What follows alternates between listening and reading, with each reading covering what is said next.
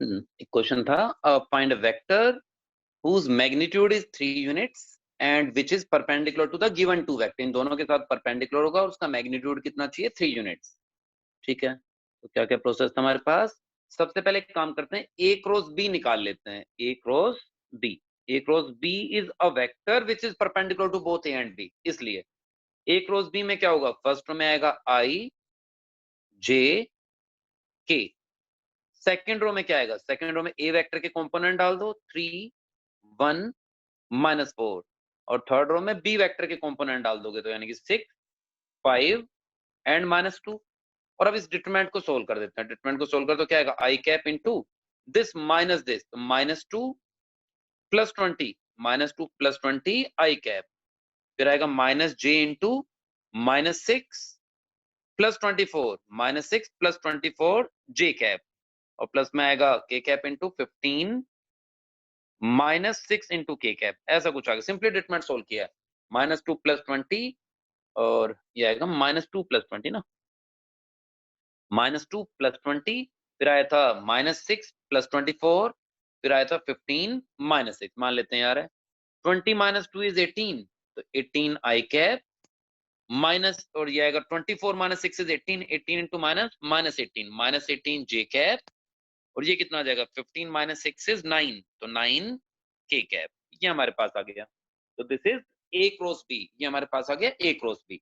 Now अगर तुम ध्यान से देखो, ए क्रॉस बी एक वेक्टर है जो परपेंडिकुलर है दोनों के साथ, ए और बी के साथ। A vector cross B vector is perpendicular to both A and B, ये हम जानते हैं।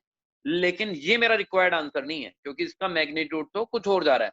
इसका मैग्नीट्यूड तो 3 नहीं आएगा, तो इसका मैग्नीट्यूड 3 नहीं है। तो एक काम करते हैं, इसका मैग्नीट्यूड निकाल लेते हैं कितना आ रहा है। Magnitude of A cross B, A cross B का मैग्नीट्यूड क्या आएगा, तो magnitude of A cross B will be square root of 18 square plus -18 square is also 18 square plus 9 square, तीनों के स्क्वायर्स का स्क्वायर सम का स्क्वायर रूट।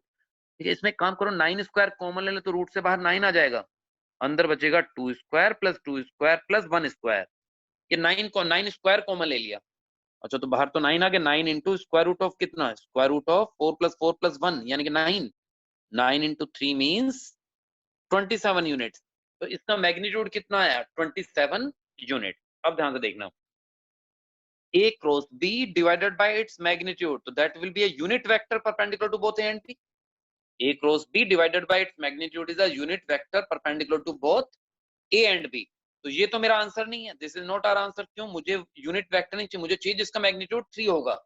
अगर इसे 3 से मल्टीप्लाई कर दें तो अब इस वेक्टर का मैग्नीट्यूड क्या है, 3। अब इस वेक्टर का, ये तो यूनिट वेक्टर है ना पहले से, तो अभी इसका मैग्नीट्यूड 3 है, it is still perpendicular to both A and B. Still this is perpendicular to both A and B. तो यहाँ लिख देते हैं आप, now required vector is equals to +or- 3 times A cross B divided by magnitude of A cross B. भाई ये समझ लो, A cross B by magnitude, this is unit vector perpendicular to both A and B. देखो, this is one of the vector perpendicular to both A and B, this is unit vector perpendicular to both A and B, and this 3 into this is a vector which is perpendicular to both A and B and having magnitude 3। Plus minus लगाने से कोई फर्क नहीं पड़ेगा, क्योंकि वो अभी भी क्या रहेगा, perpendicular to both A and B. इसलिए एक्चुअली में 2 आंसर आने वाले, तो तुम प्लस माइनस लगाओ या सिर्फ इतना भी लिख देते हैं कुछ लोग, तुम्हारी चॉइस होगी, वो मेरी तरफ से चॉइस है। तो +or- 3 लिख दिया मैंने फिलहाल। तो आंसर क्या आएगा, +-3 times A cross B upon magnitude of A cross B. A cross B कितना था, 18 i cap -18 j cap plus में 9 के कैप। ये तो हो गया A cross B divided by its magnitude, वो आया था हमारे पास 27। ये चेक कर लेना, 3 9 are 27, 1/9 अंदर चला जाएगा तो क्या बचेगा answer, +or- 2i -2j plus के। तो there are 2 possible vectors whose magnitude is 3 and which is perpendicular to both a and b। ठीक है, तो ध्यान रखना इसका।